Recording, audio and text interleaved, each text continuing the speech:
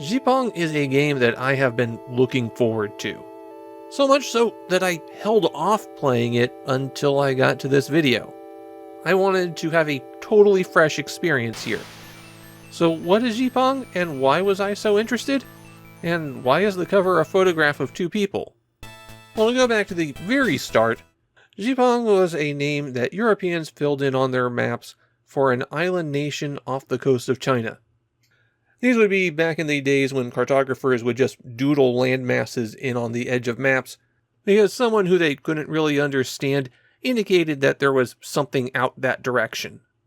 In 1990, Zipang was used as the title for an action movie, and the title was written in the Latin alphabet. Zipang is the mythic Japan in that film. Some tomb robbers steal a magic sword, and that opens a gate between Zipang and real Japan. And the film has various people competing to get that sword that acts as the key back. The movie's not well regarded in Japan. I found a lot of negative reviews, but I kinda liked it. Okay, the plotting's missing a lot of the connective tissue, and Act 2 of the film drags a bit, but it's also extremely well shot. Zipang is a very good-looking movie. Since it was planned as a big blockbuster release, that meant that there would be video game tie-ins. And for the first of those to reach store shelves, you wouldn't even know it was connected to the movie. HAL Labs' Jigoku Gokurakumaru is named after the main character of the film. In the US, it became known as Kabuki Quantum Fighter, and it got its naming because in his introductory scene, Jigoku wears a Kabuki outfit. Like, it doesn't make any sense, and it's really obvious that HAL just put a name on a game that they were already working on.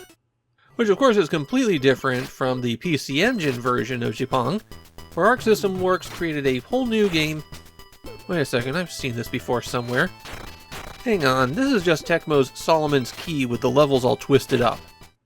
Solomon's Key was initially an arcade game, a puzzle platformer about the wizard Nana who had the ability to create blocks.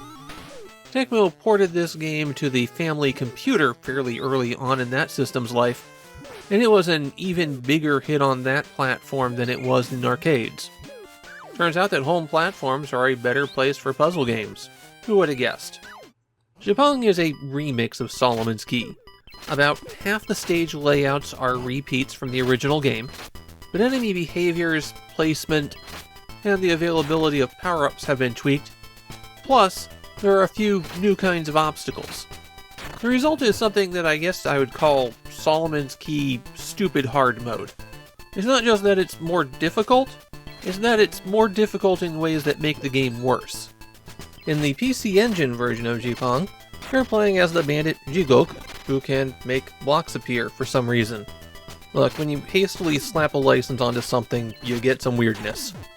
Our goal on every stage is to get to the 7-branch sword, and that opens up the exit door. The sword actually was in the movie, and it did open passages, so I guess that's right. You make the blocks appear by pressing button 2, and these will appear one square away from you. If you press and hold down on the D-pad, then the block will appear one level below you. Any gray block can be destroyed with the same action, but the gold blocks can't be destroyed. If you collect a scroll, then you'll get the ability to shoot a fireball, and you can have up to 3 of those. You shoot the fireball by pressing button 1, and of course that will destroy an enemy that it hits. The large fireball will go through enemies and follow along the ground. Collecting a bell will make an elephant emerge from the door, because in the movie they had a pet elephant, and if you collect 10 of these, then you'll earn an extra life. Some stages have panels representing one of the animals of the Chinese zodiac, and if you collect that and then exit the stage, then you'll get access to an extra stage, and collecting all of them is required to get to the proper ending of the game. Besides destroying enemies when you hit them with a fireball, you can sometimes kill them by destroying the blocks that they're walking on, but not all enemies have that happen. Besides destroying blocks with your sword, you can break them by jumping up and hitting your head into them, and since you're out of buttons on the controller, you jump by pressing up. It'll take 2 smacks for you to remove a block this way. Sometimes, if you create a block and then destroy it, there will be a hidden item that appears, These tend to be especially useful things like extra lives, the scroll that will let you carry one more fireball, or the bamboo that will restore 30,000 life. Life is constantly ticking down while you're on the stages, and you start every stage with only 10,000, so the bamboo gives you a lot of time. Some of the items that you can pick up, like the crystals, can be struck by the sword to rotate through items to pick up. That's something that's very useful for replenishing your fireball stocks.